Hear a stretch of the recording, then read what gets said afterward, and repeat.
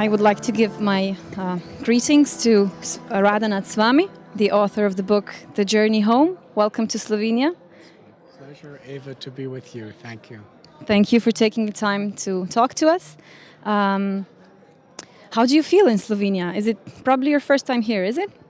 I've been here several times. I love the people of Slovenia. Okay. The journey home. How long is the journey in years? The actual book is about a journey I had when I was a young man. I left America as a teenager in search of really what everyone is looking for: meaning, purpose, and fulfillment in life. And I was seeking in so many different ways. In those days, in the 1960s in America, there was a lot of social unrest. So I was in the counterculture, and I was, through music, through art, through interrelationships, through politics. And ultimately I came to the realization that I have to find something spiritual. So I went to London, and from London I hitchhiked throughout Europe, seeking a spiritual connection, seeking answers to serious questions I had in my life. And ultimately, on an island in Greece, I had an inner calling to India.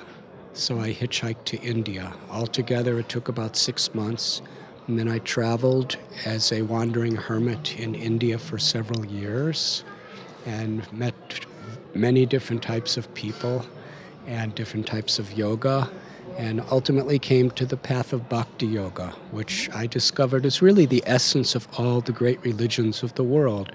Bhakti is the dormant, natural love of God that is in our hearts. And when that love is awakened, it naturally expresses itself as compassion to all beings. So the message of Bhakti Yoga is actually the message of love. What would be your advice for the modern man in a Western country? How would he, without having to take that long journey through Europe, hitchhiking to India, what would be your advice to us? How could we reach that? Actually, the real journey is a journey within. The love of God that is the real longing for everyone. You see, the most fundamental need we all have is to love and to be loved. Things could give pleasure to the mind and to the body, but only love can give fulfillment to the heart. And that love is within us. It's just been forgotten because we're distracted by so many different things in this world.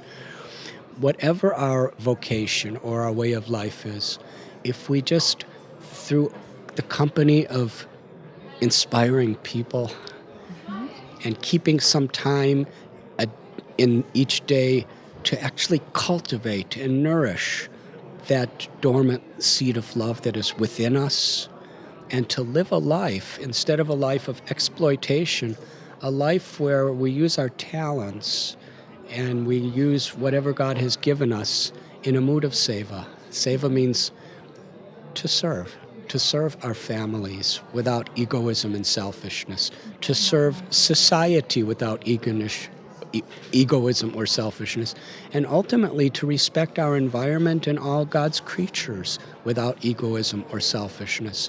And it is that type of life that actually is meaningful because it's our nature. It's our spiritual nature. And I believe that is the true home you have returned to, a place within your heart. Am I correct?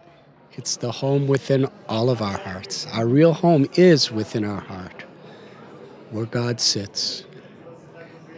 And that grace of God is so cleansing and it's so powerful. The grace of God is beyond our qualifications or disqualifications. It's the most powerful thing in all creation. And in our particular tradition, one of the ways we really deeply connect to that grace of God is through chanting God's names. Our name of God is, in the tradition that I chose in Bhakti Yoga, is Krishna.